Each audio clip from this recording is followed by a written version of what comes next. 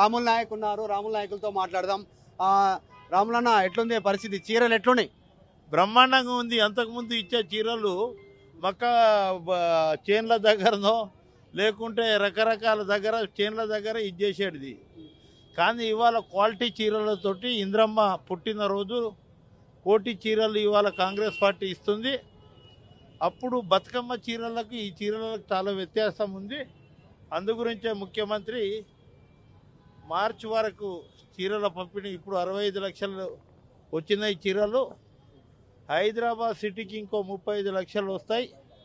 ఎవరు తొందరపడే అవసరం లేదు, అందరికీ చీరలు వస్తాయి. మార్చి 9వ తేదీ వరకు ఈ కార్యక్రమం. భర్త లేని వ్యక్తి ఇందిరాగాంధీ, ఆమె పేరు మీద చీరలు ఎందుకు ఇస్తారు, కట్టుకోవాలన్నా అనేటువంటి విమర్శ బీఆర్ఎస్ నుంచి వస్తూ ఉంది. దాంతోపాటు బతుకమ్మ పేరే ఉంటని ఇందిరమ్మ పేరు ఎందుకు, ఆమె పేరిట క్వాలిటీ ఇవ్వాలనుకుంటే ఇవ్వండి, క్వాలిటీ చీరలు, పేరు ఎందుకు మారుస్తున్నారు అనేటువంటి విమర్శ.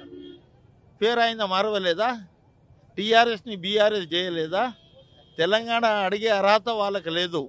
ఎందుకంటే తెలంగాణ టీఆర్ఎస్ పార్టీని బీఆర్ఎస్ చేసినప్పుడు అంత పెద్ద దాన్ని ఇందిరాగాంధీ పేరు ఎందుకు మారవద్దు? బతుకమ్మ అంటే వీళ్ళ ఇంట్లోకించే పుట్టింది. బతుకమ్మ అంటే కవితమ్మనే. ఎవరు ఇంత బోనాలు ఇది చేసినా, ఏది పరిచినా, బతుకమ్మ పరిచినా ఒక కవితమ్మే కనిపిస్తుంది మీ దానికి. అందుగురించే ఇందిరమ్మ అంటే అందరు కనిపిస్తారనే ఉద్దేశంతో ఎస్సీ, ఎస్టీ, బీసీ, మైనారిటీలు అందరూ చీరలు కట్టుకోవాలి, మా ఆడపిల్లలు బాగుండాలి, మా ఆడపిల్లలు సంతోషంగా ఉండాలి. బస్సులు ఫ్రీ ఇచ్చినాం, చీరలు ఫ్రీ ఇచ్చినాం, సన్నబియ్యం ఇచ్చినాం, 10 సంవత్సరాలలో రేషన్ కార్డులు వాళ్ళు ఇయ్యంది ఇచ్చినాము. రకరకాలుగా మహిళా శక్తితోటి ఇంద్రమ్మ గ్రూపులకు ఏం చేస్తారంటే పెట్రోల్ బంకులు కానివ్వండి, తర్వాత ఇప్పుడు హాస్పిటల్లో పెద్ద పెద్ద హాస్పిటళ్లలో క్యాంటీన్ కానివ్వండి, అందు గురించే వారికి ఇచ్చేస్తున్నాం. ఇది రాముల్ నాయక్ చెప్తా ఉన్నారు.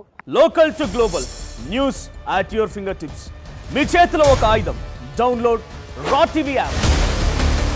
Media legend Ravi Prakash is back.